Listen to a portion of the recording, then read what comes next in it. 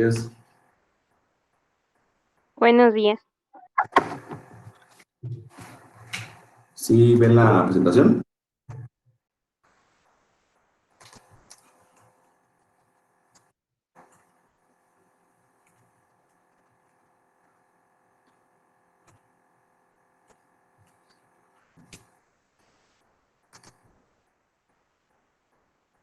Muy bien. Por ahí ya les mandé calificación de su examen de la unidad 2 para que la revisen. Noté que todos pues, salieron muy bien, sacaron muchos, varios sacaron 100, por ahí un 70, 80, pero por ahora todos sacaron 100, ¿sí? Más que dos personas, pero pues, hay que redoblar esfuerzos para que esas personas que salieron mal, pues sigan mejorando. Ok, vamos a ver el último tema de esta unidad, es el tema 3.10, circuito RC en serie. Se llama circuito RC a un circuito que contiene una combinación de una resistencia y un capacitor. ¿Sí? Ese es el circuito RC. Para este análisis de ese circuito, vamos a tomar dos casos. El caso cuando esta palanquita, que es un interruptor, esté conectada con el punto A, que va a ser el caso de cuando se está cargando con voltaje el capacitor, y el caso cuando esta palanquita, que es el interruptor, toca AB, o sea que el circuito no contiene ninguna fuente de alimentación. Se fijan, se conecta por aquí, no está conectado a la fuente de alimentación, y nada más tengo la conexión del capacitor con la resistencia. En ese caso, el capacitor se va a empezar a descargar, a caer el voltaje por efecto de esta resistencia. No podemos tener siempre un voltaje, un tiempo infinito en el capacitor, eso no existe. Sí se puede tener un tiempo prolongado, pero por efectos de las mismas resistencias internas del capacitor o por efecto de una resistencia conectada a él, paulatinamente se va a empezar a descargar. Entonces vamos a ver estos dos casos. Al nosotros conectar este capacitor, ese circuito se vuelve un circuito dinámico, ¿sí? Y lo podemos modelar por medio de una ecuación diferencial. Ustedes ya vieron ecuaciones diferenciales. Entonces vamos a tener una ecuación diferencial, la cual hay que resolver. Para la carga del capacitor, nosotros podemos hacer las leyes de Kirchhoff, ¿sí? Que es el caso donde tenemos conectado con A. Esta de aquí no existe, ¿sí? Nada más tenemos ese circuito cerrado, una espira, una malla. Si seguimos las leyes de Kirchhoff, tenemos aquí pues, el flujo de corriente, ¿sí? Y tenemos los signos de los elementos. En este caso, tenemos menos el voltaje, más el voltaje del capacitor, más el voltaje de la resistencia. Lo único que fue aquí fue que cambiaron de signo todo. Si nosotros ponemos los signos aquí, sería más, menos, ¿sí? El flujo de corriente. El flujo de corriente así, en ese sentido. Sí. Entonces, para este caso, ponemos más por donde entra y menos por donde sale, más por donde entra y menos por donde sale. ¿Sí? Entonces, si nosotros hacemos esta ecuación, recuerden que tomamos el signo por donde sale la corriente, tendríamos más el voltaje, menos el voltaje del capacitor, menos el voltaje de la resistencia, igual a cero. Aquí nada más la diferencia entre esta ecuación con esta, pues es que nada más se cambiaron los signos, ¿sí? Y ya. Si multiplicamos 2 por menos 1, pues nos da esta misma ecuación. No pasa nada, es lo mismo. Ahora, para encontrar el voltaje del capacitor, nosotros tenemos que el voltaje del capacitor, ¿sí? Es igual a la carga entre el capacitor. ¿sí? Y el voltaje de la resistencia es igual a la corriente por la resistencia. Pues eso lo sustituimos en cada uno de esas variables, y formamos una nueva ecuación. La carga y la corriente son valores instantáneos que dependen del tiempo conforme el capacitor se carga. Son valores que dependen del tiempo, ¿sí? ¿Por qué? Porque la carga tiene que ver con el flujo, con el tiempo que transcurre, y la corriente es el flujo de electrones en un determinado tiempo. Entonces dependen del tiempo. Entonces, para determinar las expresiones analíticas que muestren cómo la carga y la corriente dependen del tiempo, utilizaremos esta definición. Esta es la definición de corriente eléctrica, ¿sí? Es un número de cargas, ¿sí?, que fluyen en un determinado tiempo a través de un conductor de área transversal A. ¿Sí recuerdan la definición? Entonces, la definición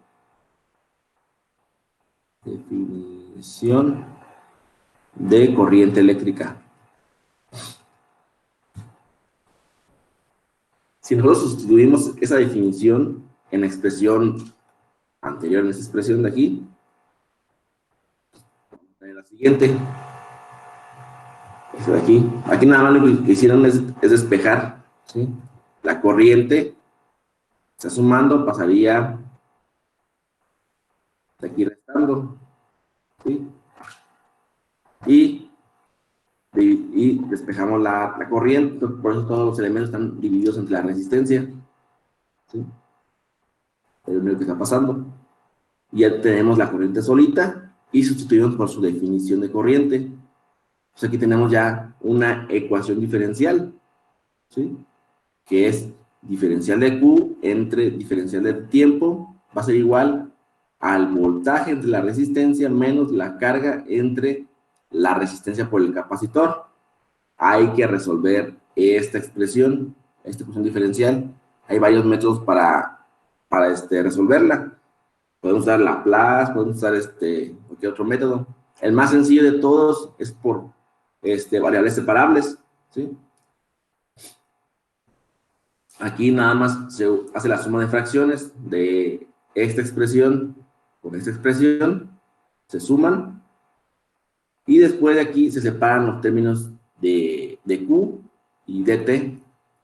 Si ven aquí está todo lo de Q, tenemos aquí de Q y tenemos la carga Q, y de este lado todo lo de dt.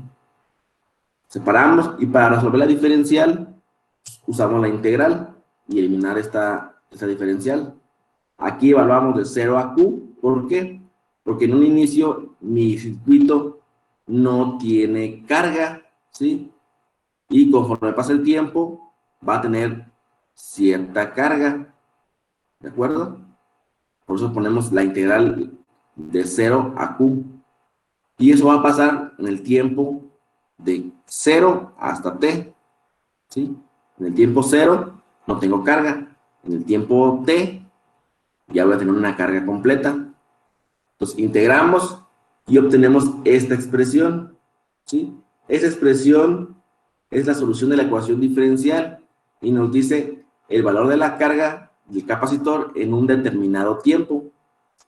Si nosotros quisiéramos saber la corriente de ese capacitor, lo que hacemos es derivar esta expresión, ¿sí? ¿Por qué? Porque la corriente es igual a la diferencial de la carga en dt.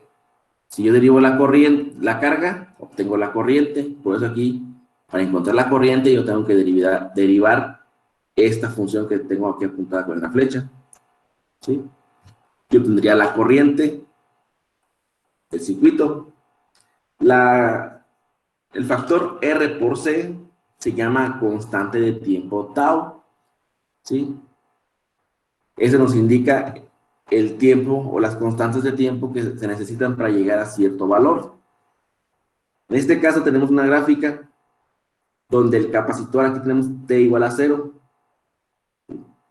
T igual a 0,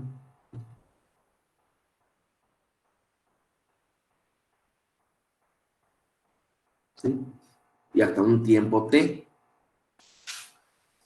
En t igual a 0, cuando se conecta el circuito a la batería, el capacitor empieza a cargarse, se empieza a cargar, se empieza a cargar, se empieza a cargar. Y en una constante de tiempo tau, cuando tenga yo R por C, en este punto yo voy a tener el 63.2% del valor total de la carga, ¿sí? ¿Me explico? O sea, de la carga total que llega a tener el capacitor, en este punto yo voy a tener el 63.2%, ¿sí? En una constante de tiempo. El capacitor va a seguir cargándose, cargándose, hasta que llegue a su carga máxima. Aquí voy a tener la carga máxima, ¿sí? Q.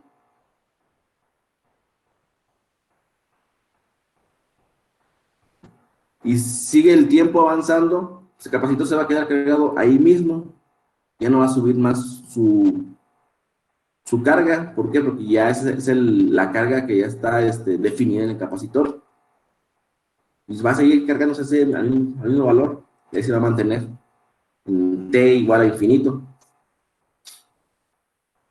Ahora, la corriente, ¿qué es lo que va a pasar con la corriente?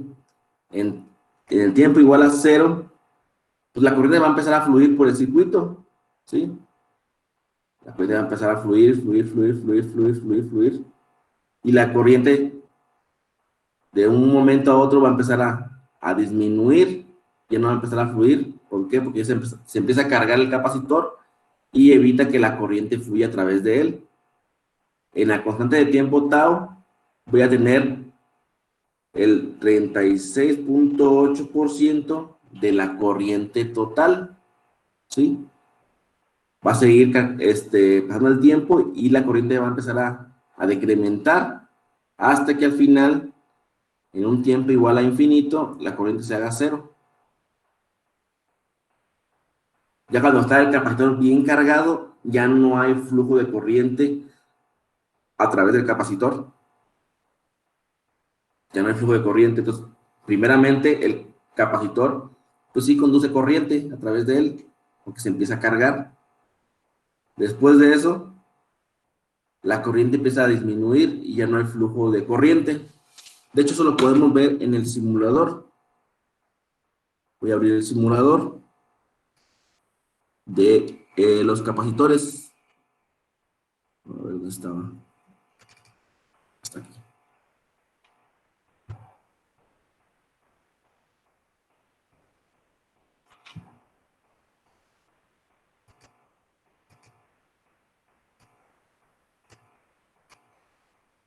Ahí está. Tenemos aquí el capacitor. Y si se fijan aquí, va a aparecer unas flechas, ¿sí? En los alambres. Si ven cómo hay flujo de corriente, y ya después que se cargó, ya no hay flujo de corriente. ¿Sí ven cómo se aparecen las flechas azules? Al principio, sí hay flujo de corriente, pero cuando el capacitor llega a su carga completa, ya no hay flujo de corriente. Es lo que pasa en el capacitor, ¿sí? Esas son las gráficas de la carga del capacitor. ¿Hasta aquí alguna duda? Realmente las ecuaciones diferenciales, pues ya aquí las resolvimos, ya están resueltas. Lo que a nosotros nos interesa más es estas dos expresiones en color rojo. Esta que marqué con la flechita y la expresión de la corriente, ¿sí? Ya no hay necesidad de resolver siempre la ecuación diferencial, ya están resueltas, ya nada más es cuestión de aplicar la ecuación roja que está aquí, de la carga y la ecuación de la corriente, ¿sí? ¿Aquí alguna duda? Sí, no se espanten. Es parte de esto. De hecho, ustedes cuando entran a instrumentación, hay una unidad donde les piden modelar matemáticamente sistemas físicos. Ahí sí hay que utilizar ecuaciones diferenciales y resolverlas.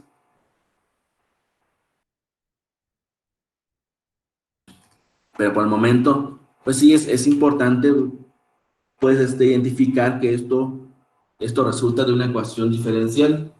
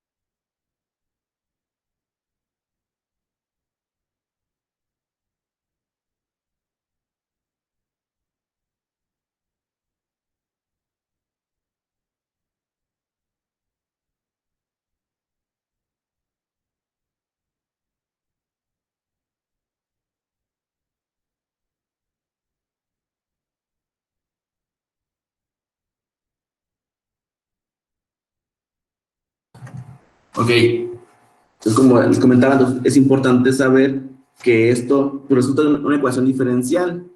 El hecho de incorporar este elemento, que es un elemento que cambia con el tiempo, es un elemento dinámico. ¿Por qué? Porque su voltaje, la corriente o la carga varían dependiendo en qué tiempo lo estemos revisando. La resistencia, pues la resistencia es un elemento no dinámico, es un elemento estático. El valor de la resistencia, el voltaje y la corriente, pues dependen del valor en el que tengamos nosotros el voltaje. Si le quitamos el voltaje, pues no hay ninguna señal. Si le ponemos voltaje, hay señal. Y en este caso, si le ponemos voltaje, en un tiempo hay una señal diferente, en otro tiempo hay otra señal diferente, un valor diferente. Si le quitamos la alimentación, en un tiempo tengo un valor de voltaje y en otro tiempo tengo otro valor de voltaje. ¿Sí? Entonces son elementos dinámicos. Esos elementos dinámicos, pues al modelarlo matemáticamente, nos da como resultado una ecuación diferencial. Lo mismo va a pasar si nosotros quitamos este capacitor y ponemos una inductancia, una bobina. Esta bobina también nos genera una ecuación diferencial. De hecho, esos son los circuitos básicos con los que ustedes practican en la materia de ecuaciones diferenciales. Los circuitos RC, RLC o LC. ¿Sí? Muy bien. Pero no se espanten. Caso 2. Vamos a ver ahora el caso contrario, cuando el capacitor se empieza a descargar, ¿sí? Aquí vamos a aplicar nuevamente la regla de Kirchhoff, o la ley de Kirchhoff, de la espira. En este caso, esta parte no existe para el circuito, ¿sí? Está desconectado de la fuente. Nada, lo único que tengo es esta espira que contiene la resistencia y el capacitor. Pues en este caso, el voltaje del capacitor, pues el voltaje de la resistencia, nos va a dar igual a cero. ¿Por qué? Porque no hay ninguna fuente de alimentación. El voltaje del capacitor es igual a la carga entre el capacitor y el voltaje de la resistencia es igual a la corriente por la resistencia. Volvemos a usar la definición de la corriente y encontramos una nueva ecuación diferencial, que es este de aquí. El diferencial de Q entre Q va a ser igual a menos 1 entre RC por diferencial de T. Resolvemos nuevamente, integrando, ¿sí? Para eliminar esos diferenciales. En este caso, partimos de que la carga en el capacitor es la máxima, por eso aquí dice que Q es igual a Q mayúscula. ¿Por qué? Porque tenemos la carga máxima en un tiempo igual a cero. ¿Por qué el tiempo igual a cero? Porque el tiempo igual a cero es cuando lo desconectamos, ¿sí? En el tiempo que lo desconectamos, tenemos la carga máxima. Ya conforme va pasando el tiempo, pues la carga va disminuyendo, ¿sí? Hasta tener un valor de carga muy pequeñísimo. Por eso aquí empezamos la integral, evaluarla desde la carga máxima hasta un valor de carga mínima, ¿sí? En un tiempo igual a cero hasta un tiempo igual a t, ¿sí? Por eso evaluamos la integral en esos intervalos. Resolvemos la integral y obtenemos esta expresión, que va a ser la expresión de la descarga del capacitor. Y se puede encontrar también la corriente derivando esta ecuación anterior. Y obtenemos la corriente del capacitor cuando se está descargando.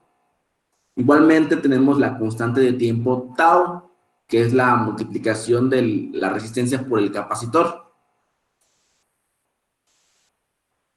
Y bueno, vamos a continuar con un ejemplo. ¿Hasta aquí hay alguna duda?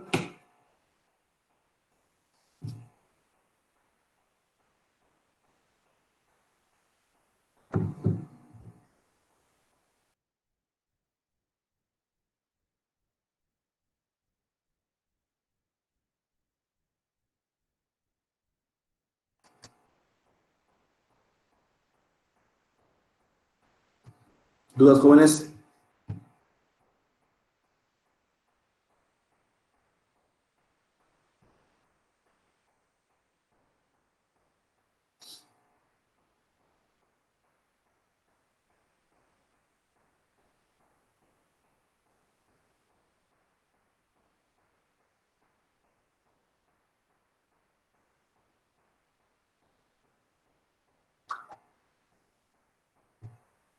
Muy bien.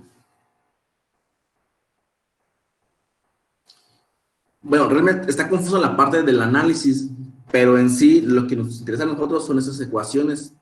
Si yo les dijera desde un inicio, pues hay que modelar este circuito, pues sí, ahí tendrían que hacer la ley de Kirchhoff, sacar la ecuación diferencial, integrarla y obtener las ecuaciones. Pero pues todos los circuitos pues, tienen esta misma estructura, los circuitos en serie, RC, por lo tanto todos están gobernados por esta misma ecuación. Depende de lo que quieras analizar. Si quieres analizar la carga, usas esas ecuaciones. Si quieres analizar la descarga, usas esas dos ecuaciones. Entonces depende de lo que quieras analizar. Pero como nada más vamos a analizar qué valor tiene cuando se carga, qué valor tiene cuando se descarga, pues no es necesario realizar todo ese procedimiento de las leyes de Kirchhoff, encontrar la ecuación diferencial, resolver la ecuación diferencial. O sea, eso no lo vamos a hacer nosotros.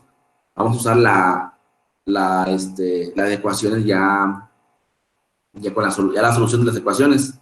No sé si me entendiste. Vamos a ver esto. Este ejemplo para que quede un poquito más claro. Dice un capacitor sin carga y un resistor se conectan en serie a una batería. Aquí nos están diciendo que el capacitor no tiene carga, o sea, está, como quien dice, vacío, ¿no? Y lo voy a conectar a la batería. Entonces, ese es un problema de la carga del capacitor, o sea, lo va a empezar a cargar con la batería. Donde el voltaje de la fuente es 12 volts, el capacitor es de 5 microfaradios y la resistencia es de 8 por 10 a la 5, ¿sí? Ohms, aquí me falta el ohms. Dice que el interruptor se mueve a la posición A, encuentre la constante de tiempo del circuito, la carga máxima en el capacitor, la corriente máxima del circuito y la carga y la corriente como funciones del tiempo.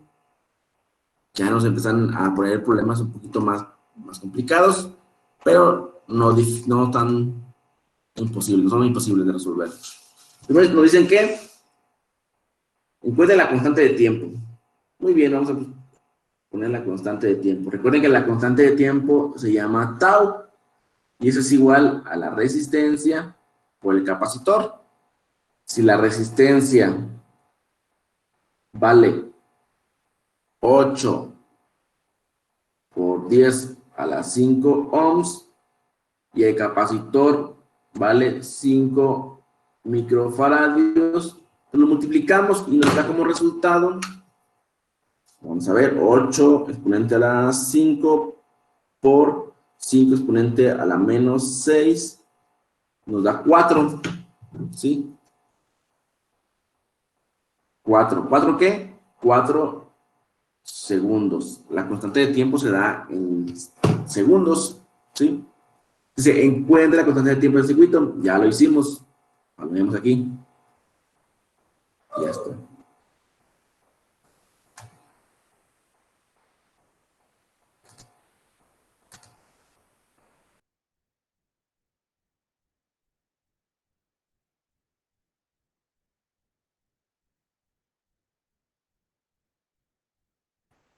Ok, entonces ya tenemos la constante de tiempo. Ahora nos pide la carga máxima en el capacitor. ¿Cuál sería la carga máxima en el capacitor? ¿Cuándo tendría yo la carga máxima en el capacitor? A ver, contéstenme, por favor.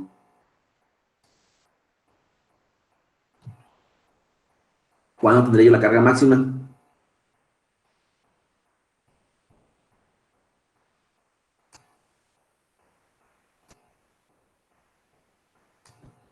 ¿Mm? A ver, a ver.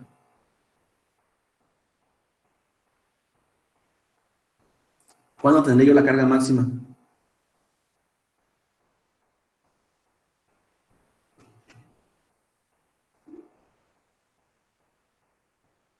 A ver, vamos a ver. Si quieres, pongo la gráfica. Cuando ya no hay flujo de corriente, exactamente. Cuando ya pasó un tiempo muy grande. En este caso, la carga máxima, ¿a qué es igual?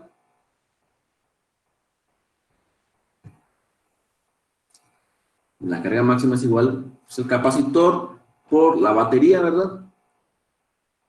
O sea que el tiempo ya pasó mucho tiempo y el capacitor se cargó a su máximo valor. Y eso también quiere decir, como dijo Lilian, pues cuando el flujo de corriente, ya no hay flujo de corriente, o sea que el flujo de corriente ya es cero. Pues ahí decimos que la carga máxima es igual al capacitor por su voltaje. A ver, vamos a ver. Entonces la carga máxima va a ser igual a el valor del capacitor por la fuente o la batería. En este caso el capacitor vale 5 microfaradios y la batería dice que vale 12 volts. 5 por 12, ¿cuánto sería? 5 por 12, 60 microcoulomb.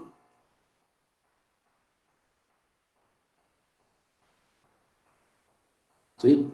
Entonces aquí la carga es de 60 microcoulomb, la carga máxima. Ok, ya la encontramos, palomita. La corriente máxima del circuito, ¿cuál sería? ¿Cuál sería la corriente máxima? Si quieren, me voy de nuevo a la gráfica para que la analicen. ¿Cuál sería la corriente máxima? ¿O cómo la calcularía? A ver, ya les puse aquí la gráfica para que la observen.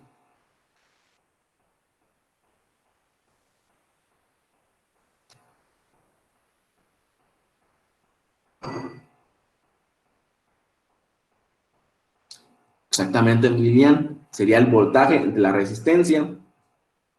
La corriente máxima la tengo en este punto. ¿Sí? Aquí de hecho tiene I, índice I, o sea, significa la corriente inicial. Y eso es igual al voltaje entre la resistencia. Muy bien, Lilian. Pues vamos a ver.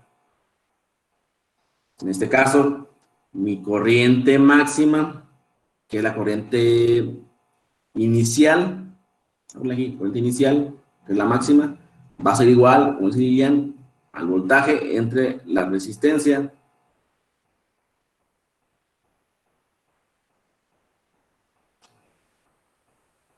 El voltaje de la batería es 12 volts y la resistencia vale 8 por 10 a la 5.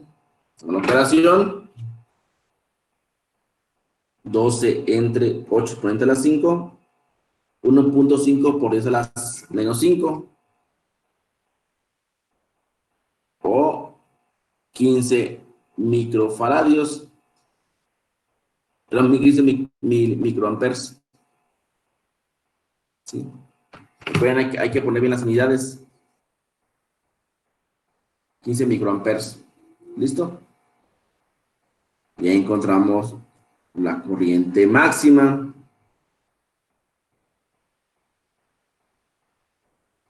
Después, y la corriente y la carga como funciones del tiempo. Ok. Nos piden que encontremos la corriente y la carga como funciones del tiempo. Entonces es muy sencillo. Estamos en el caso de carga del capacitor. Tendríamos nosotros esta expresión, ¿sí? Es Q máxima por 1 menos E a la menos T entre tau o RC. Voy a copiarla aquí. La carga función del tiempo es igual a Q máxima por 1 menos E a la menos T entre RC, por lo que es lo mismo tau, ¿sí? Es la expresión de la carga. Pues nada más lo que hacemos es sustituir los valores. ¿Cuánto vale la carga máxima? 60 microcoulomb por 1 menos E a la menos T sobre 4 segundos. Y esta es la expresión de la carga en función del tiempo. ¿Por qué? Porque aquí está la T implícita, ¿sí? Entonces todo está en función del tiempo. Para la corriente, vamos a ver la expresión. Dice que corriente es la batería entre la resistencia, o sea que la corriente máxima, por E a la menos T entre RC.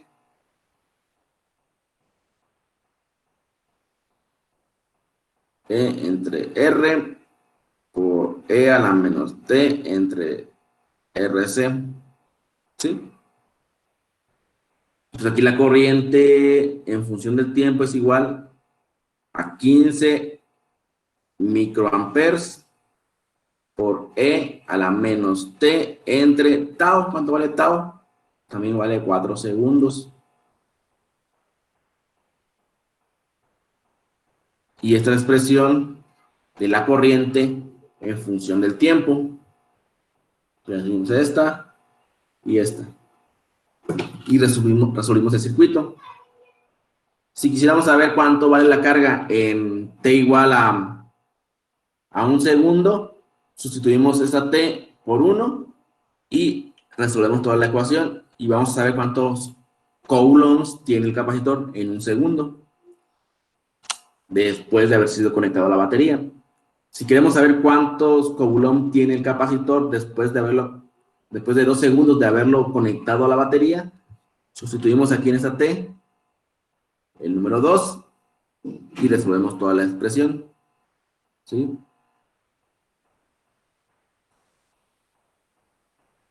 Aquí en este puse tau, pero es lo mismo tau, recordemos que es RC.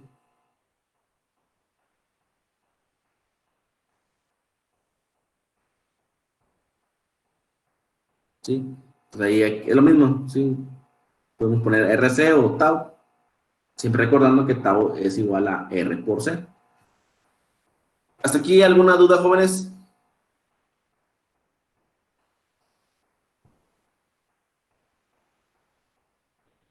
En la última parte, profe, no le faltó dividir entre el valor de R. Por ahí Miriam creo que quiere comentar algo. No sé, a ver. Ah, ¿sí me escucha? Ya, listo. Ah, ya. Le comentaba que en la última, profe, no le faltó dividir entre el valor de R. Ah, es el voltaje entre la resistencia. Voltaje entre resistencia que es igual a la corriente. Y la corriente es igual a 15 microamperes. Entonces ya lo puse aquí, 15 microamperes. Ah, bueno, gracias. Sí, de nada. ¿Alguien más?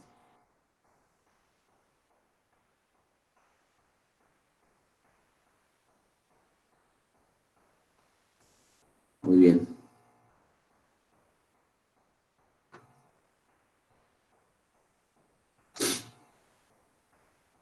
Vamos a ver si otro ejemplo, que ahora va a ser de la descarga del capacitor. Si se considera un capacitor de capacitancia C, que se descarga a través de un resistor de resistencia R, ¿sí? Pues aquí ya dice la palabra clave, descarga. Entonces aquí quiere decir que esta fuente de alimentación no está presente. Nada más tengo el capacitor y la resistencia. Dice, después de cuántas constantes de tiempo la carga en el capacitor es un cuarto de su valor inicial. Ya nos ponen otro ejemplo un poquito más elaborado. Nos dice que habla de la descarga del capacitor. Vamos a buscar la ecuación, que es esta de aquí. Vamos a apuntarla. Q de T es igual a la carga máxima por E a la menos T entre RC.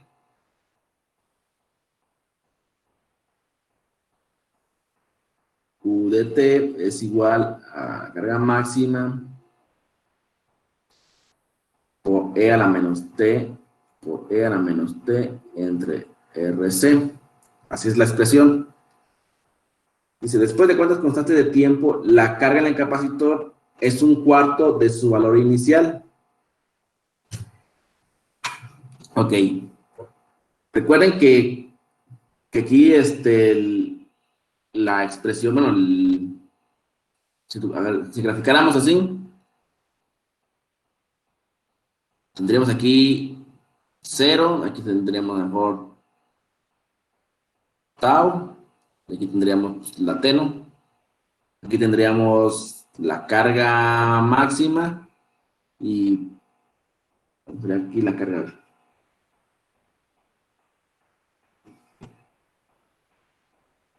Y aquí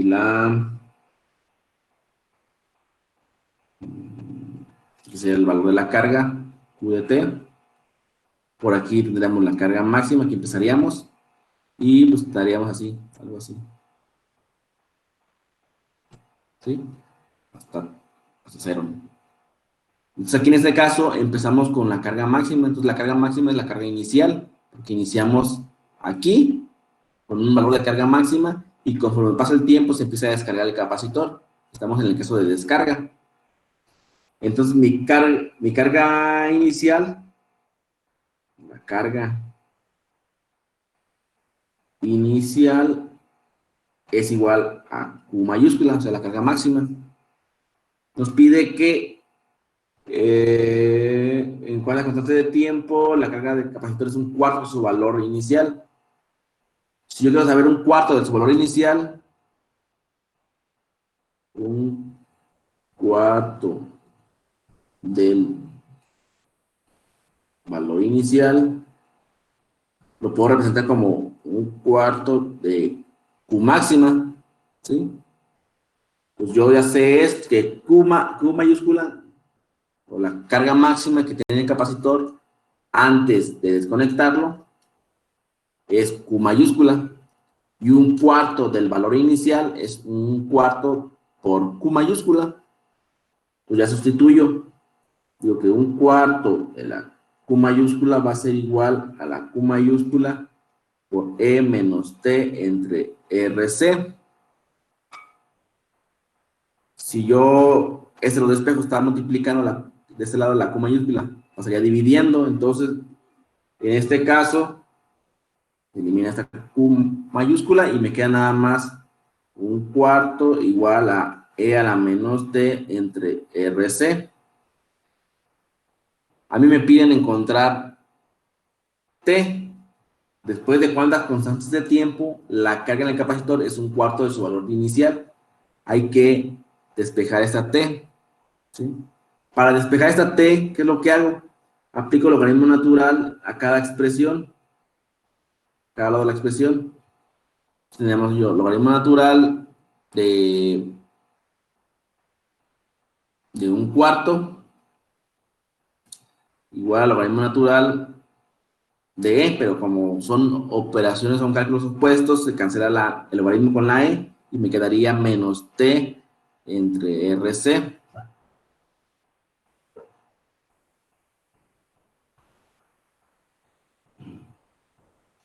¿De acuerdo?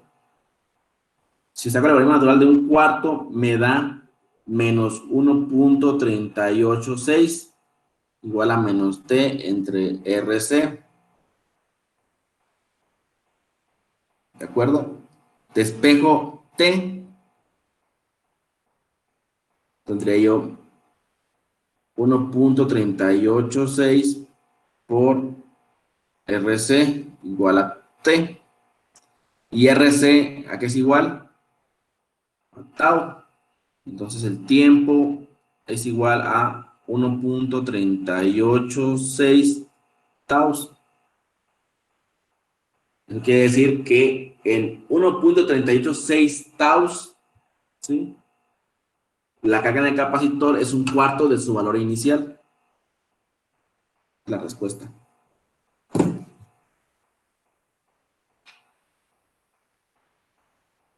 ¿Sí se entendió? No se entendió.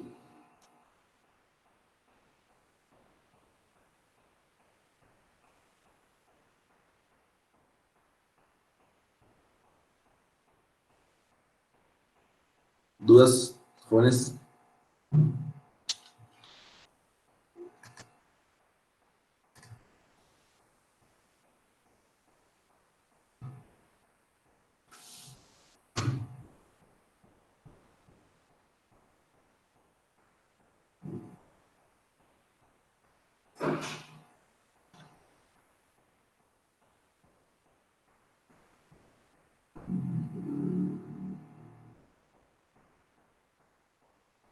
Muy bien. ¿Los demás, hay dudas?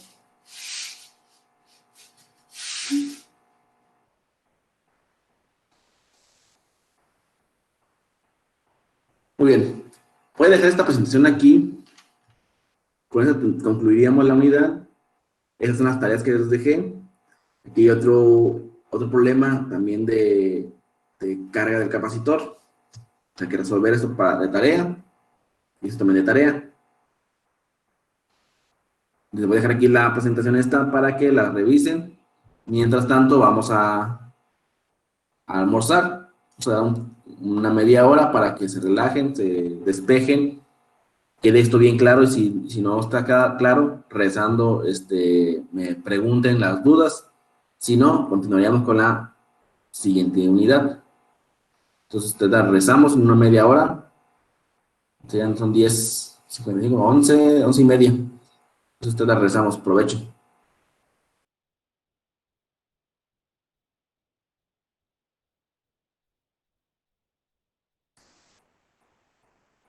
¿Sí?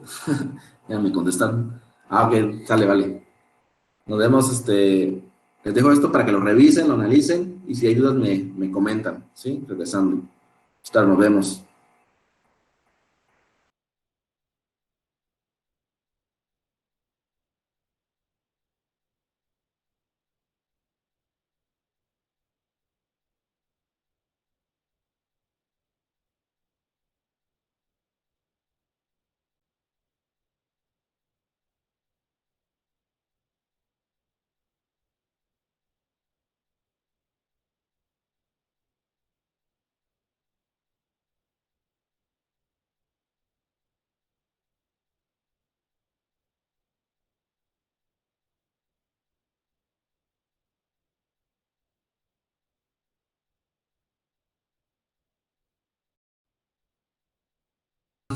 El tema 4 de la materia, el temario, se llama el campo magnético. En las primeras unidades vimos acerca de la fuerza electrostática, campo eléctrico, ¿sí? La parte eléctrica, vimos la parte eléctrica, ahora vamos a ver la parte magnética, que tiene que ver con los campos magnéticos, ¿sí? Para eso vamos a hacer una pequeña introducción del origen del estudio de los campos magnéticos, que se remonta, perdón, a la antigüedad con el descubrimiento de la magnetita, ¿sí? Esa piedra que era capaz de atraer pequeños clavos de hierro. Había personas que eran pastores, ¿sí?, que pues obviamente traían a sus animales y se dieron cuenta que en el lugar donde pastoreaban había piedras que atraían los clavos de sus sandalias, ¿sí? Entonces ella empezó a cuestionarse qué fenómeno estaba involucrado en eso. Después, en 1269, Pierre de Maricourt descubrió que las direcciones a las que apuntaba una aguja al acercarse a un imán natural esférico formaban líneas que rodeaban a la esfera y pasaban a través de esta en dos puntos diametralmente opuestos. Estos puntos diametralmente opuestos los llamó polos del imán. Pues es como la Tierra, ¿no? La Tierra también generaba un campo magnético y las agujas de una brújula se orientan a esos campos magnéticos de la Tierra, ¿sí? Y hay dos puntos diametralmente opuestos, el polo norte y el polo sur, ¿sí? Y ahí también están los polos magnéticos. En el polo norte está el polo sur magnético y en el polo sur está el polo norte magnético. Y aquí podemos tener una imagen representativa de esto. Tenemos el polo norte y tenemos el polo sur y tenemos las agujas de las brújulas, cómo se orientan a esas líneas de campo magnético. Algo análogo al estudio que vimos de los campos eléctricos, ¿sí? Los campos eléctricos se representaban por líneas de campo eléctrico y aquí los campos magnéticos se representan por líneas de campo magnético. También se dijo que todo imán, cualquiera que sea su forma, tiene dos polos, un polo norte y un polo sur.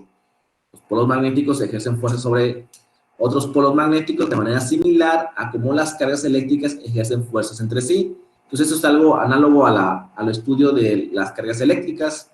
¿Sí? Polos iguales, norte con norte o sur con sur, se repelen, y polos opuestos, norte con sur, se atraen. Aquí tenemos una pequeña animación donde tenemos el polo norte y el polo sur, y se atraen, una fuerza de atracción. En esta reanimación tenemos polos idénticos, norte con norte, y se repelen, hay una fuerza de repulsión, ¿sí? La relación entre la electricidad y el magnetismo pues, fue descubierta en 1819 por el científico Christian Ørsted, que descubrió que una corriente eléctrica en un alambre desviaba la aguja de una brújula cercana. Si ven aquí con la mano, lo que hace es cerrar el circuito y hay un movimiento de la brújula, ¿sí? ¿Por qué? Porque aquí este alambre que conduce corriente genera a su alrededor un campo magnético. Entonces aquí fue donde ese científico empezó a hacer el estudio de la relación que existe entre la electricidad y el magnetismo. Ya después, mucho tiempo después, el científico Maxwell pues generó formuló las ecuaciones que relacionan los campos eléctricos con los campos magnéticos en las ecuaciones de Maxwell. Sí. Después, en 1820, Faraday y Henry mostraron que es posible crear una corriente eléctrica en un circuito, ya sea moviendo un imán cerca de él o variando la corriente de algún circuito cercano. En este caso, pues tenemos el imán, ¿sí? Y lo que aquí se está haciendo es mover la bobina o un arrollamiento de alambre, ¿sí? Lo mueven hacia adelante o hacia atrás y se genera una pequeña corriente eléctrica, ¿sí? También puede hacer lo mismo, mover el imán cerca de la bobina y generar también la corriente eléctrica. Otra forma es, tenemos aquí un circuito, ¿sí? Tenemos aquí el interruptor, tenemos la batería y se conecta a un alambre. Este alambre genera un campo magnético. Este campo magnético se induce a este otro arrollamiento de alambre, ¿sí? Al inducirlo, produce una corriente eléctrica por este alambre y puede ser medida por este galvanómetro, ¿sí? O medidor de voltaje. Entonces son los descubrimientos de Faraday y Henry, ¿sí? Sobre los campos magnéticos. Esto dio como origen pues lo que hoy conocemos como todas las máquinas eléctricas, hablando desde los transformadores hasta los motores y generadores eléctricos, ¿sí? Fue el principio de ese descubrimiento, ¿de acuerdo? Esta parte de aquí, este circuito de aquí, es referente a la inducción magnética. Hoy en día, pues, muchos celulares se cargan por medio de inducción. Sí, hay unos celulares que los cargas nada más con ponerlos en una base y se empiezan a cargar sin necesidad de conectarlo directamente, sin usar cables. Hay otros que no cuentan con la con esa parte de conexión de carga por inducción magnética, y lo que hacen es, por ahí en internet ven que compran así un aditamento que lo conectas a tu celular y se lo pegas en la parte de atrás, y ya con eso es posible cargarlo también sin necesidad de cables externos, ¿sí? Pero pues es un aditamento que se le pone también a celulares que no cuentan con este tipo de tecnología. Es la carga por inducción magnética.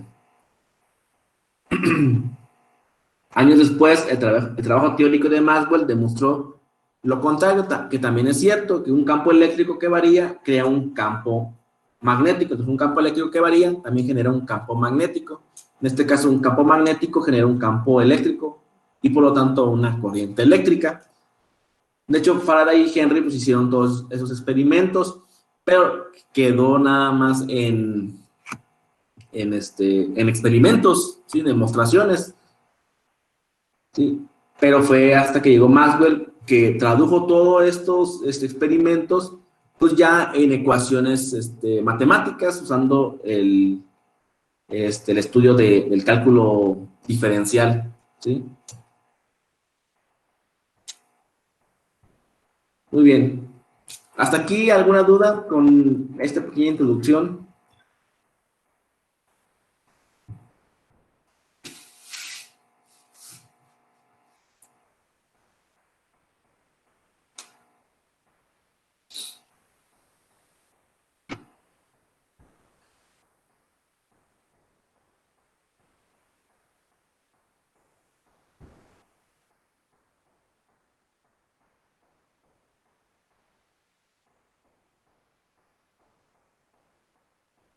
Muy bien, no hay dudas.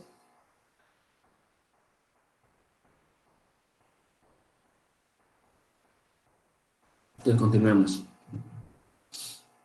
El tema 4.1 se llama interacción magnética. Vamos a ver qué interactúa con el campo magnético. Describiremos al espacio alrededor de un imán permanente o de un conductor que conduce corriente eléctrica como el lugar ocupado por un campo magnético. Aquí tenemos un imán y aquí podemos ver líneas, ¿sí? Que van del norte a sur, ¿sí? Esas líneas que están aquí es el campo magnético. Este espacio que está ocupado por estas líneas es el campo magnético.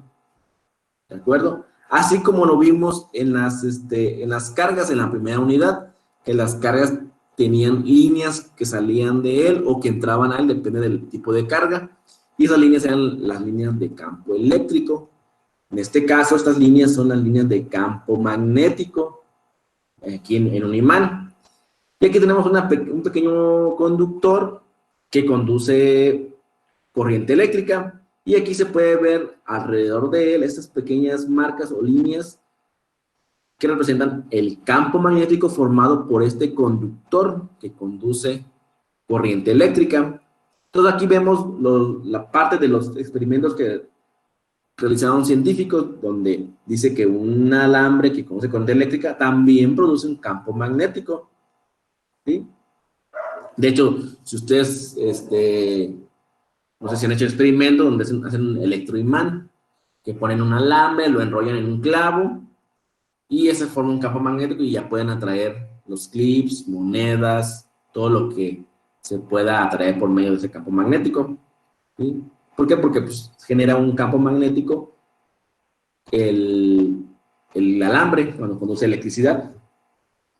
Utilizaremos el símbolo B para representar el campo magnético. La dirección del campo magnético en cualquier sitio es la dirección a la cual apunta la aguja de una brújula colocada en dicha posición.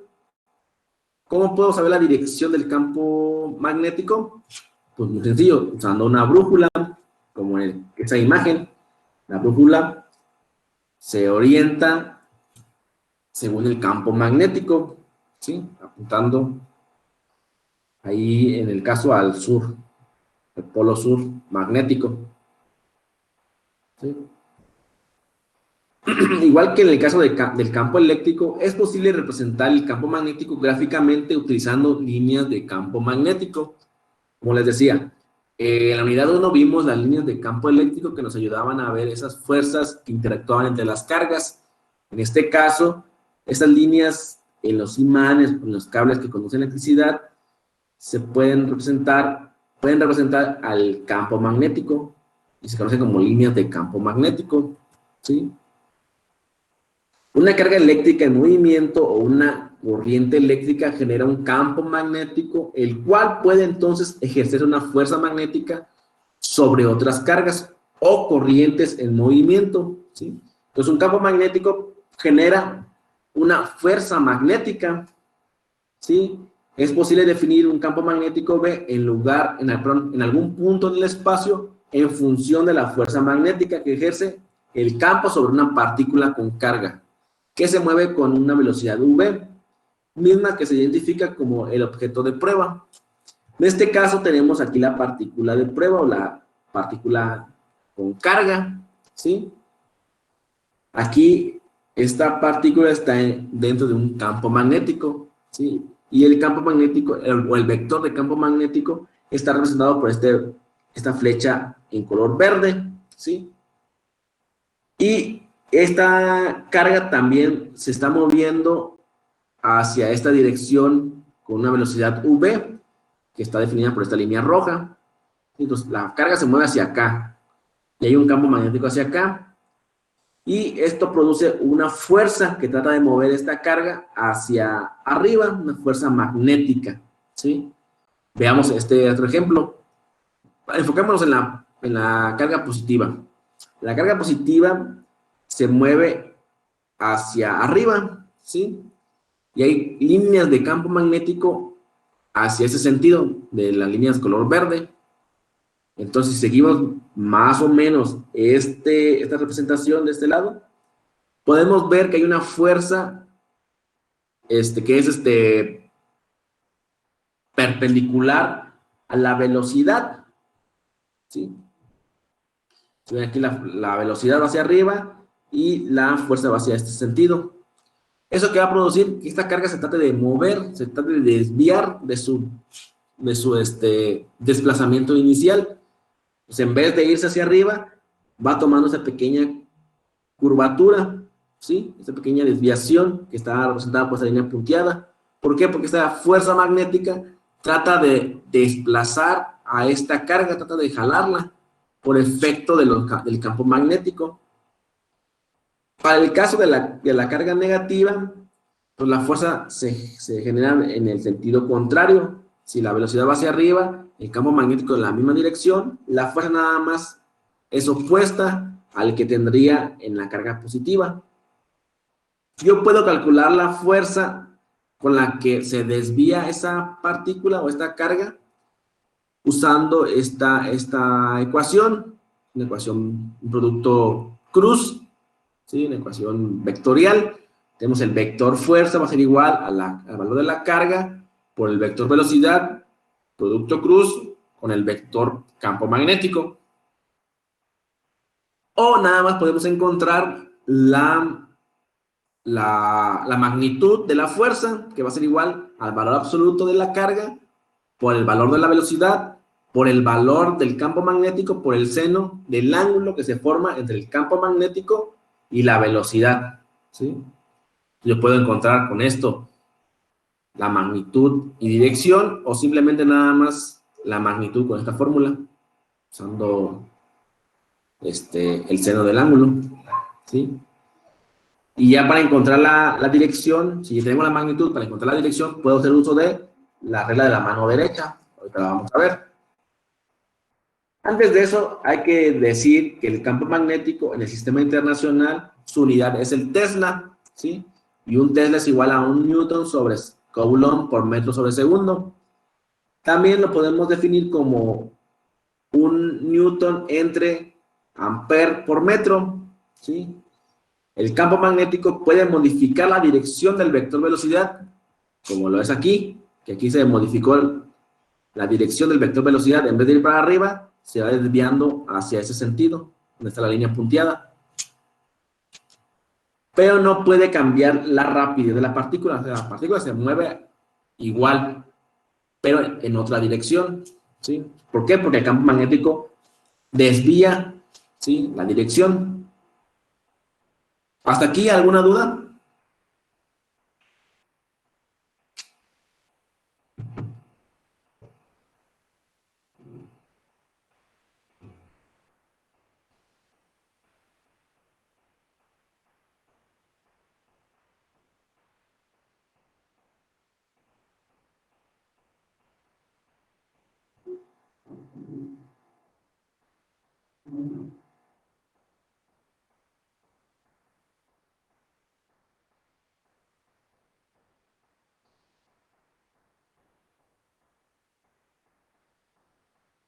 ¿Dudas, dudas, jóvenes? Con confianza.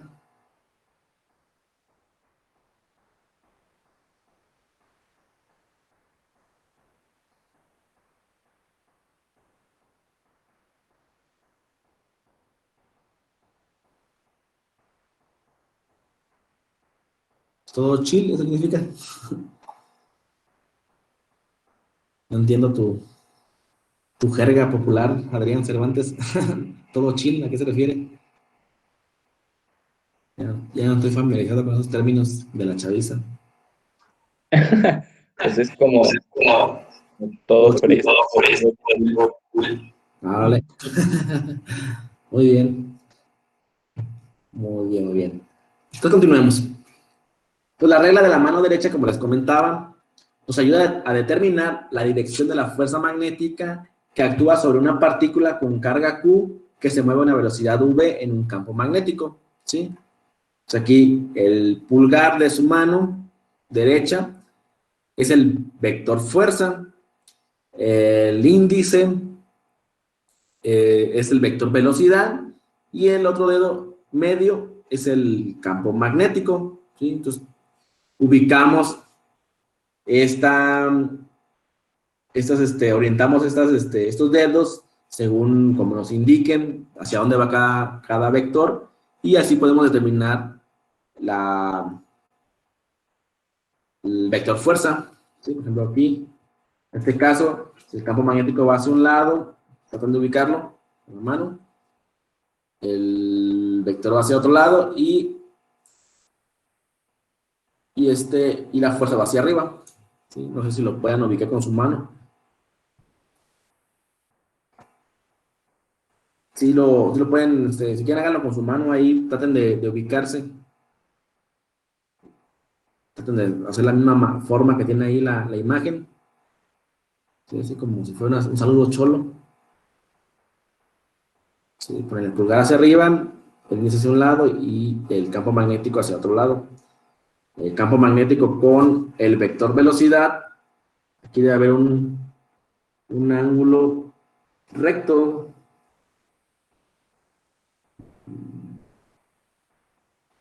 Aquí debe haber 90 grados, aquí debe haber teta, ¿sí? Es perpendicular.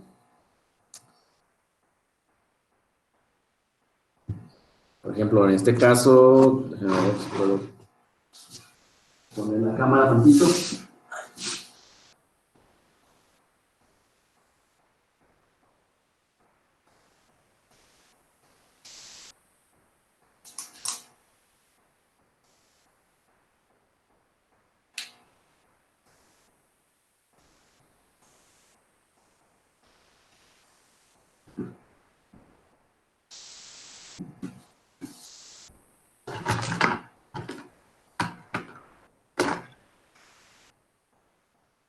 Tu perrito viendo de cabeza.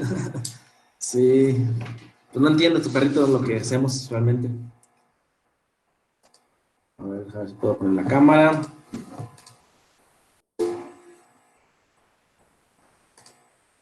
Ok. Bueno, aquí en la clase pasada aquí mostré esto. Pero en la imagen ahí tenemos que el campo magnético, este campo magnético va hacia acá, la velocidad va hacia acá, y por lo tanto la fuerza va hacia arriba, ¿sí? Aquí tratamos de ubicarnos, ¿no? Como queramos, donde estemos apuntando el campo magnético. Ese campo magnético va hacia acá, la velocidad va hacia acá, y la fuerza va hacia arriba. Pues ahí estamos, vamos a ubicarnos, ¿no? Si no quieren hacerlo, pues lo pueden hacer así. Muy sencillo. Si tenemos artritis como yo, pues ahí. O así como quieran, como formar el campo magnético. Pues vamos, es un eje o un plano de 3 dimensiones. Lo vamos rotando según donde tengamos la dirección de los campos magnéticos. ¿Sí? Entonces, es importante que practiquemos con la mano para ir todos los dedos chuecos. No se puede. Pues sí, hay que entablillar esos dedos para que se pueda. Bueno, vamos a continuar. A ver. Muy bien.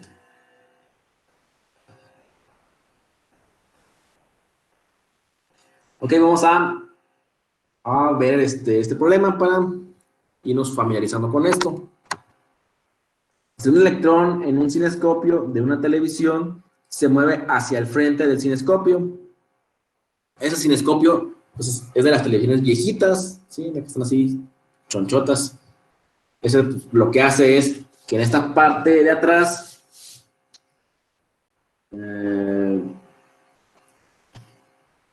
aquí, sí, hay una pequeña bobina. No sé si ustedes llegaron a armar esas televisiones viejitas. ¿Sí? Esta bobina genera un campo magnético. ¿Sí? Por aquí había un pequeño aparato, un dispositivo como negro que tiene que ser un cable y llega aquí a la parte de atrás con un chupón. ¿Sí? Eso lo que hace es elevar el voltaje a, no recuerdo a cuánto, pero son 1000 volts más o menos por ahí, para bombardear electrones o disparar electrones a la pantalla del cinescopio y poder ver la imagen. Entonces el cinescopio lo que hace es generar campo magnético para que los electrones se mantengan ahí. Y el flyback que tiene aquí atrás lo que hace es dispararlos.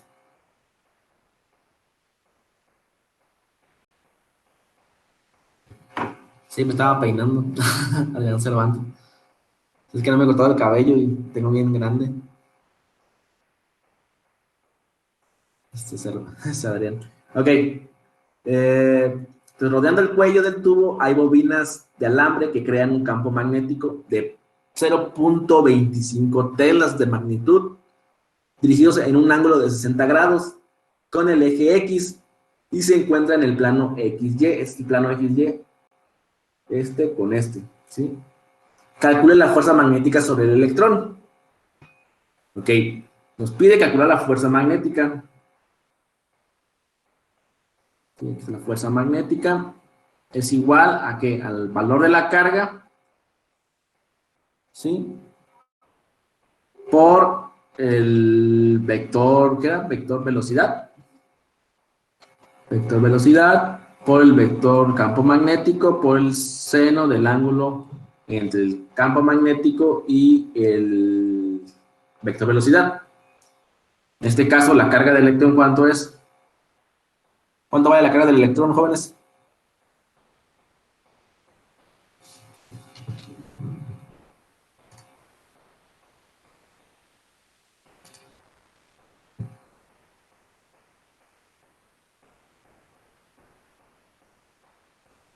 Vale 1.6 por 10 a la menos 19. Vale menos 1.6 por 10 a la menos 19. Sí, Coulomb. Es el valor absoluto. La velocidad dice que es de 8 por 10 a la 6 metros sobre segundo. El campo magnético dice que es 0.025 teslas. ¿Sí? Y el ángulo, ¿cuál sería? 60 grados. ¿De acuerdo? Hacemos la operación.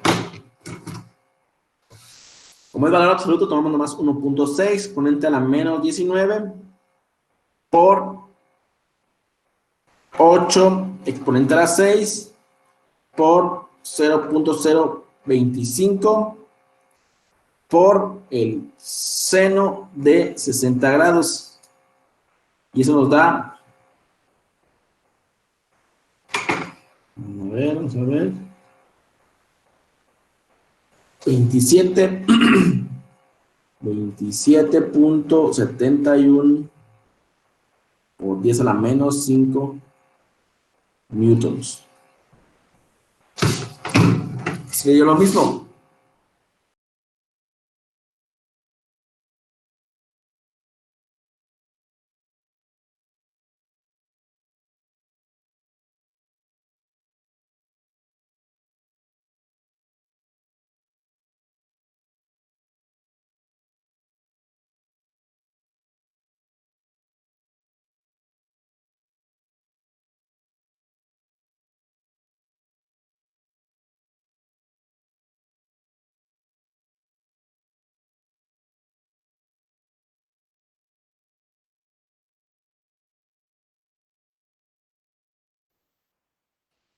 Sigue lo mismo. A ver, ahora comprueben con la regla de la mano derecha que realmente el vector fuerza va hacia abajo.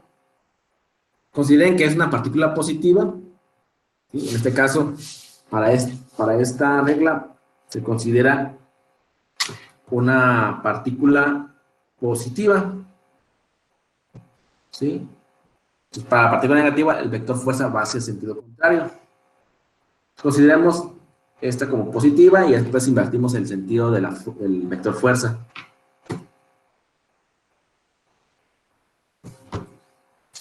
¿Ya lo hicieron?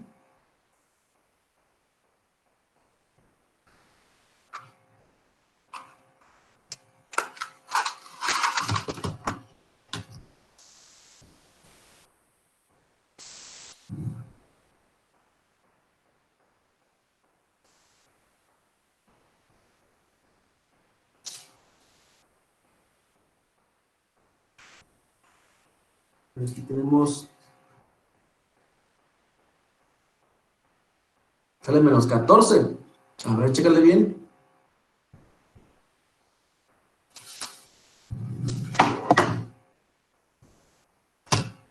Oh,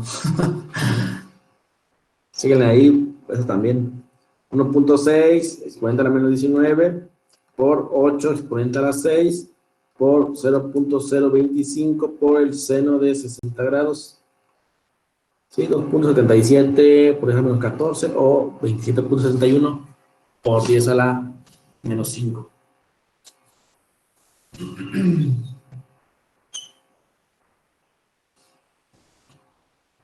Por acá arriba tenemos Z. Acá abajo tenemos el eje menos Z. Acá tenemos el eje Y. Acá el eje Y. Y aquí tenemos el eje menos X y X.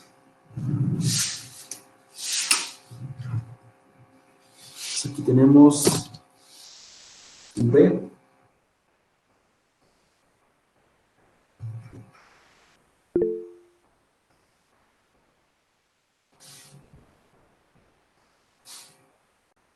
Aquí mismo. B. Ok. Ya lo cambiaron, me da otra cosa. Ok, cosas. Si estás poniendo por hija menos 19.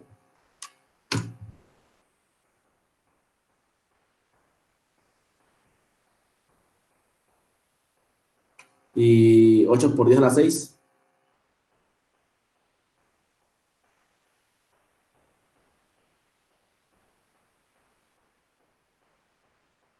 Y 0.025.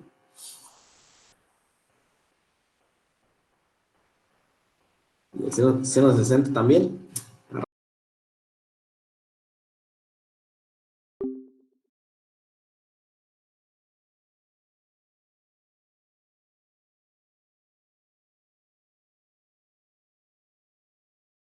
Aquí me está el valor que quieren. 15, ahí está. Listo. Ok. Vamos a... vamos a ver la dirección del vector. ¿Sí? Este de aquí es vector fuerza. Este de aquí es velocidad y campo magnético. Entonces, si tratamos de rotar así más o menos, tenemos que el vector fuerza para una partícula positiva es hacia arriba. Dice que el vector fuerza va hacia X, que sería hacia ustedes, hacia enfrente. Negativa, entonces el vector fuerza iría hacia abajo. Y es correcto, aquí está la imagen, con eso comprobamos que sí es correcto lo de la imagen, que el vector fuerza va hacia abajo. ¿Sí quedó claro? ¿Qué pasa, Enrique? ¿De qué te ríes? ¿Te ríes de mí o qué onda? ¿Cómo está el asunto? No, profe, ¿puede repetir otra vez por qué quedó el vector? Bueno, ¿por qué quedó este vector fuerza hacia abajo? ¿O cómo lo supimos? Ok, a ver, si quieres, pon tu cámara y tú ubicas con tu mano derecha para irte orientando, para que tú vayas practicando, porque el siguiente ejercicio vamos a ocupar que ustedes encuentren la dirección del campo, del vector fuerza. Entonces trata de ubicar ahí, prender tu cámara, trata de poner tu mano derecha y ubicarlo.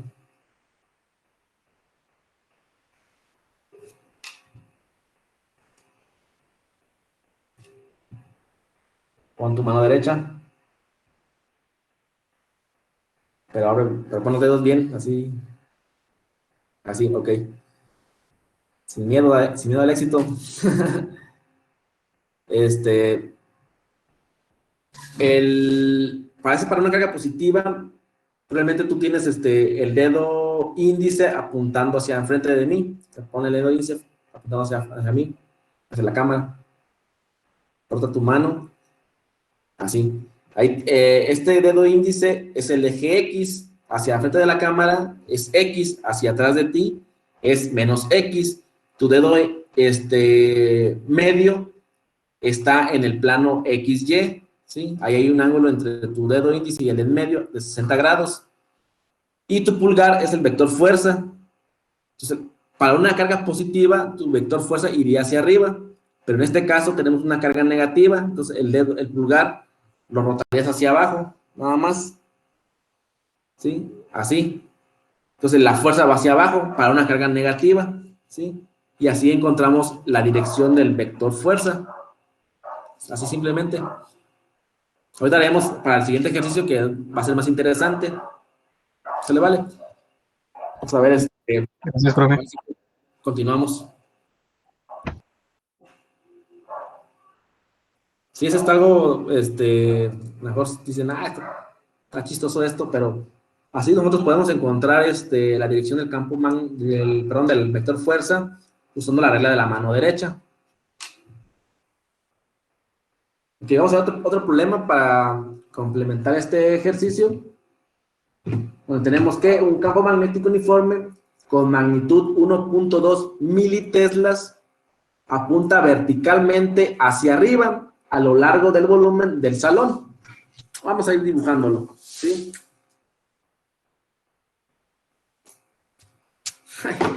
Estoy rayando aquí otra cosa. A ver, tenemos aquí su habitación o el salón donde estén ustedes ubicados. Bueno, sí.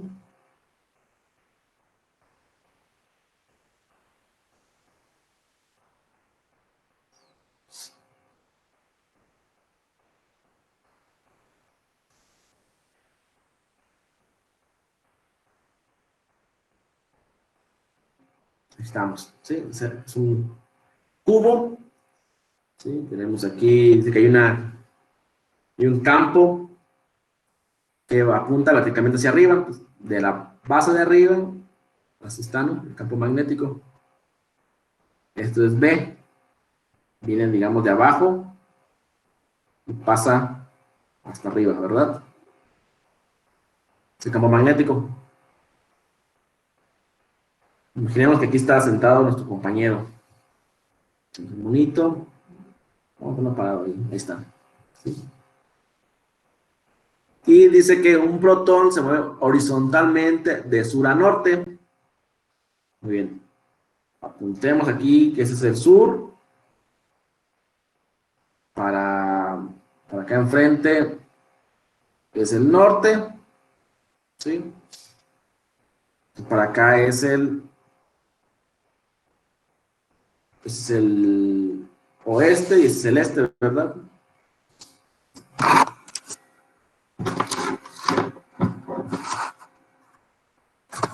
Sí.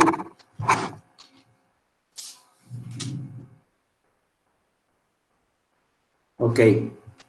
Después dice que un protón se mueve directamente de sur a norte. Entonces el protón se mueve de sur a norte.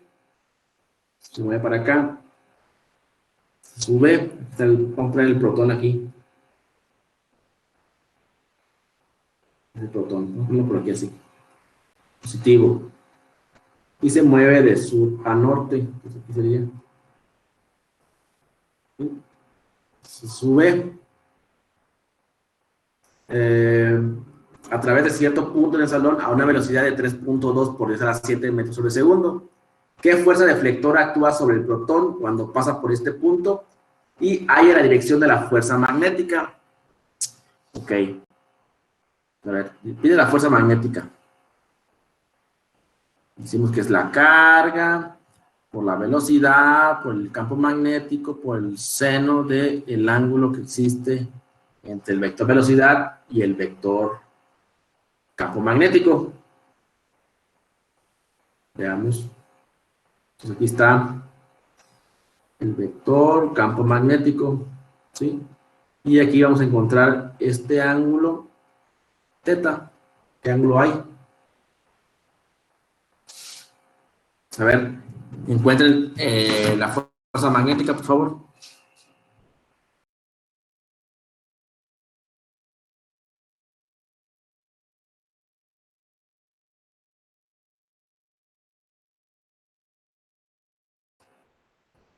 Encuentren la fuerza magnética. ¿Cuánto vale Q?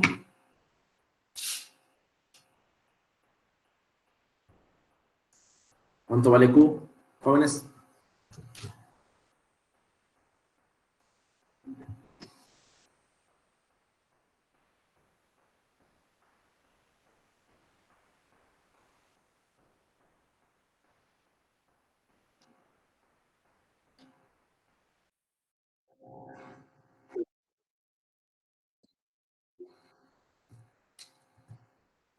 Uno punto por eso la menos Coulomb.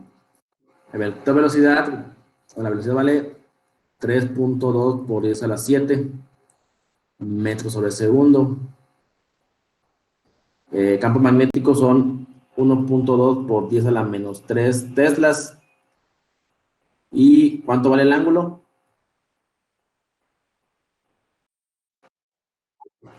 90 grados, muy bien. ¿Cuánto da?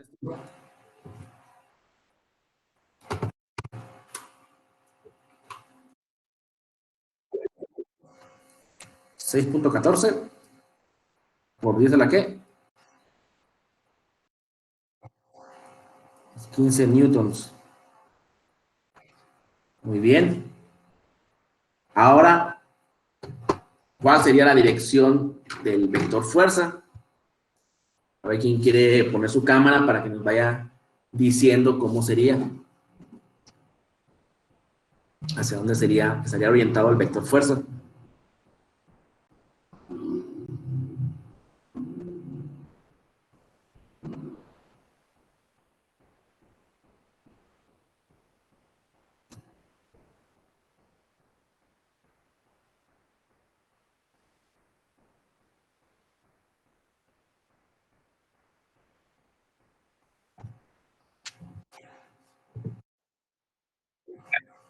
Hacia el este. Muy bien. ¿Los demás están de acuerdo?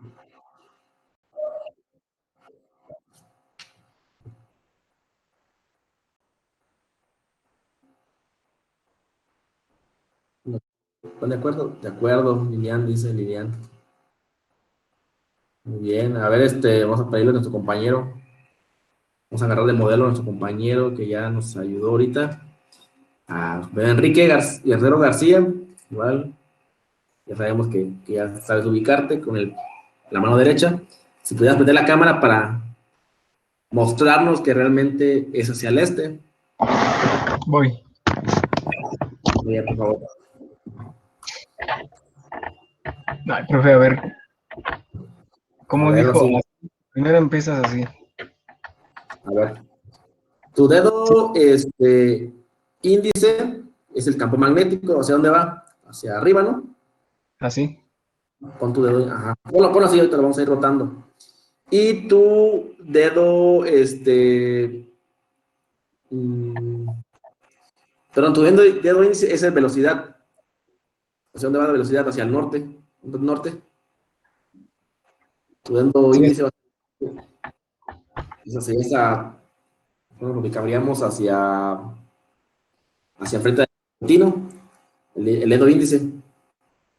El dedo índice donde, con el que apuntas la cámara, así. Y el dedo medio es el campo magnético. Entonces, rótalo para que vaya hacia arriba. Así estaría. Pues el dedo, si no vas a cerrar el dedo, porque se va a ver feo. no, Va hacia arriba, el índice apunta hacia la cámara, que es el norte, y el pulgar hacia dónde va. sí, hacia el este. Pues ahí está. Así ubicaríamos nuestra mano derecha. Dedo, dedo medio hacia arriba, que es el norte, perdón, es hacia arriba, el campo magnético. El dedo índice va hacia el norte, que es el vector velocidad, y el dedo pulgar hacia el este. Pues ahí estaría ubicado el vector fuerza.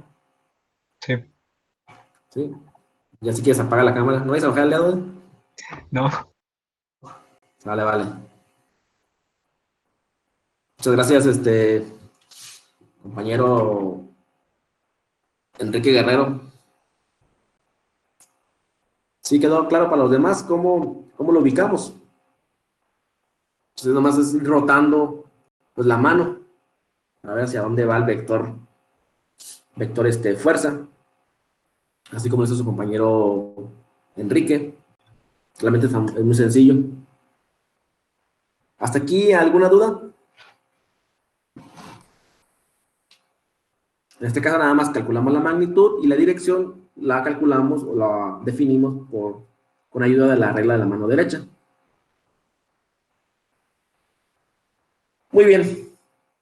Antes de continuar, hay una notación que se utiliza mucho en los libros, que es esta, ¿sí? Donde el campo magnético se puede representar con estos puntitos o con estas X.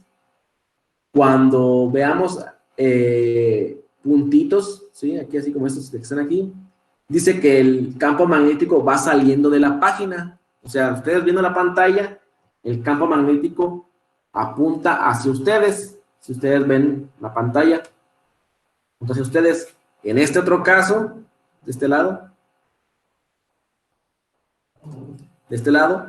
estas X nos dicen que el campo magnético entra hacia la página. En su caso, entraría hacia su pantalla.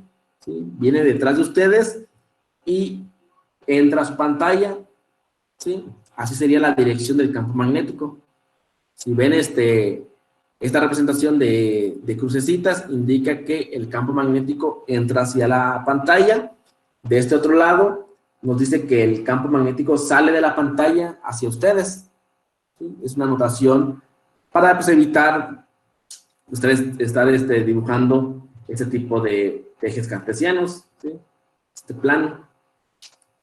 Mejor ponemos esta notación y ya nada más ubicamos dos ejes. Por ejemplo, si pongo, digamos, aquí está la carga, el campo magnético va hacia acá, digamos, el vector velocidad va hacia acá, ¿hacia dónde iría el vector fuerza, en este caso? El campo magnético sale de la pantalla, el vector velocidad va hacia arriba. Y el vector fuerza iría hacia dónde? Hacia acá, ¿verdad?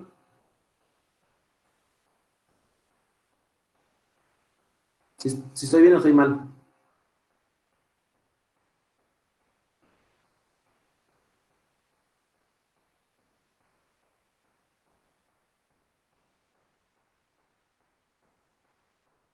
¿Es correcto o es incorrecto esto que puse?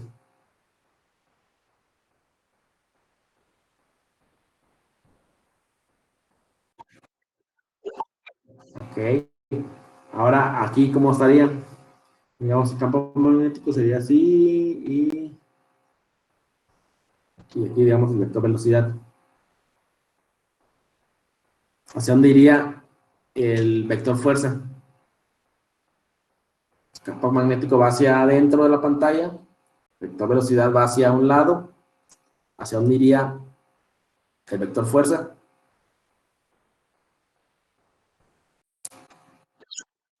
Bien, hacia arriba. Pues así es otra notación diferente y nos evitamos de estar dibujando pues, este eje de coordenadas, ¿verdad? Este que está aquí. Así es más sencillo. Muy bien, Adrián Cervantes, sí, eso es hacia arriba, Noemí, muy bien. Excelente, Noemí, Garfias. Qué bueno que se está entendiendo esto. Sí, llega a ser un poquito confuso por eso estar moviendo la mano y ubicándonos, pero ya agarrando práctica, esto es muy sencillo.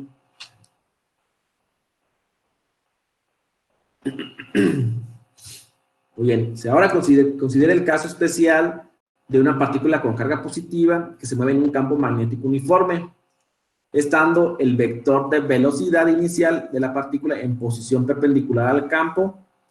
Conforme la partícula cambia la dirección de su velocidad, conforme la partícula cambia la dirección de su velocidad como respuesta a la fuerza magnética, esta se mantiene en posición perpendicular a la velocidad. Si la fuerza es siempre perpendicular a la velocidad, entonces la trayectoria de la partícula es un círculo. Ok. Veamos. Si usamos la regla de la mano derecha, pues, la fuerza sí va hacia acá, ¿verdad? Va hacia ese sentido.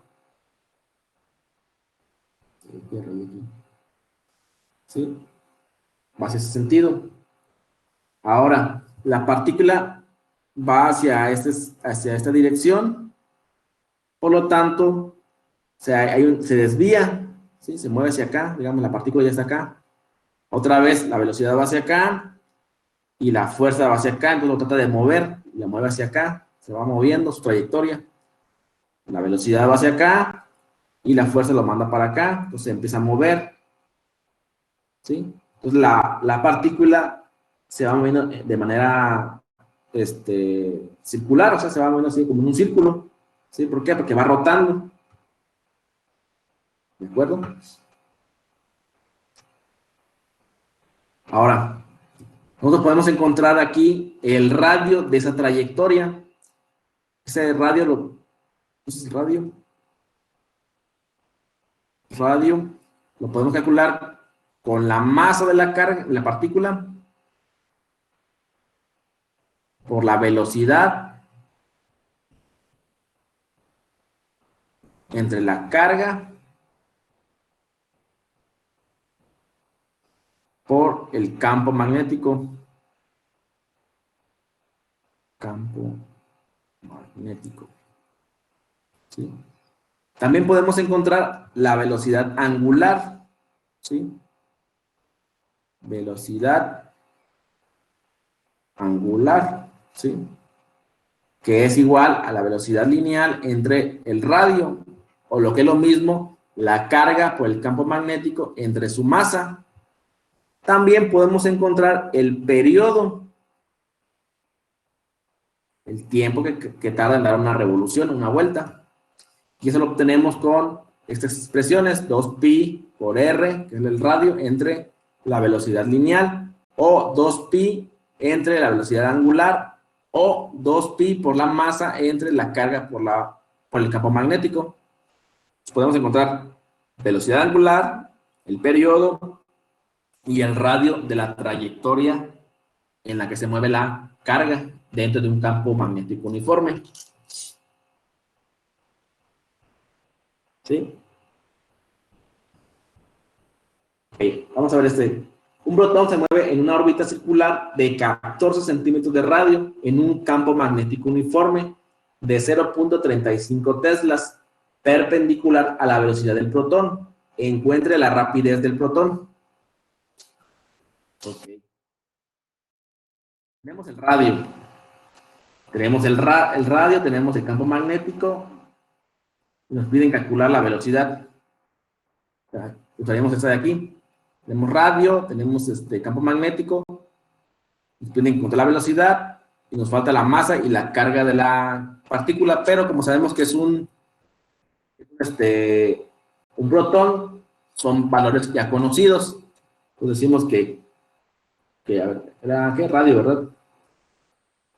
Que el radio de la partícula es igual a la masa por la velocidad, entre la carga por el campo magnético, ¿sí?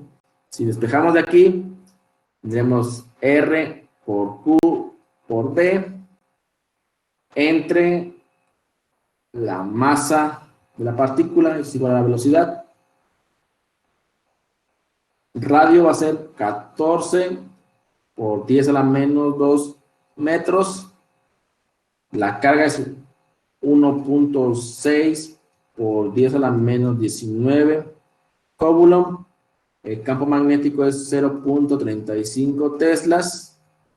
Y la masa, si nos vamos a la presentación de la unidad 1, ahí le había dicho que la masa del protón es 1.67. 1.67 por 10 a la menos 27 kilogramos. La velocidad va a ser igual a, hacemos la operación, 14 exponente a la menos 2 por 1.6 exponente a la menos 19 por 0.35 entre 1.67 exponente a la menos 27 nos da de 4.69 4 por 10 a la 6 metros sobre segundo.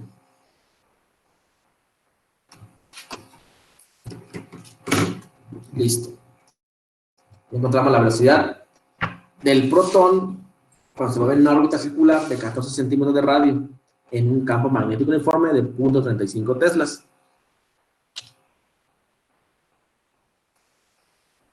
¿Dudas hasta aquí?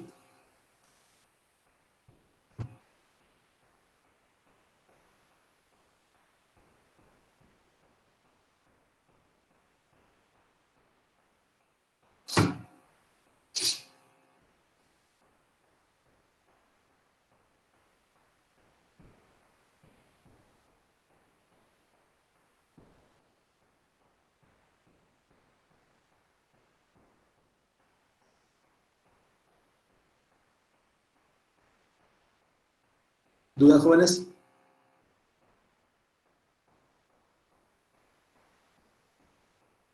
Y simplemente nada más utilizamos la fórmula que vimos aquí y damos valores, despejamos y resolvemos.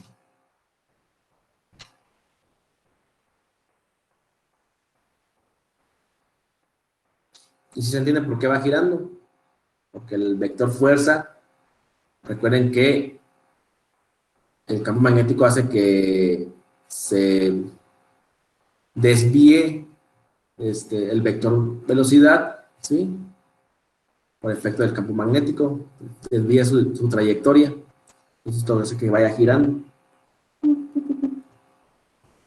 ¿Sí? De hecho, aquí lo mencionamos, que el campo magnético puede modificar la dirección del vector velocidad, pero no puede cambiar la rapidez de la partícula. ¿Sí? Entonces, por eso aquí el campo magnético desvía la dirección del vector velocidad y por eso hace que vaya girando. Hasta aquí, ¿dudas, jóvenes? ¿Se va entendiendo o no se va entendiendo? Muy bien. Bueno, vamos a dejar hasta aquí el día de hoy. Vayan haciendo las tareas de la unidad pasada. Recuerden, la siguiente semana, el día que tengamos 3 horas, es el examen de la unidad 3. Para que vayan estudiando. ¿De acuerdo? Al rato me contestan si sí van a poder comprar el multímetro para empezar a asignarle la actividad. ¿De acuerdo?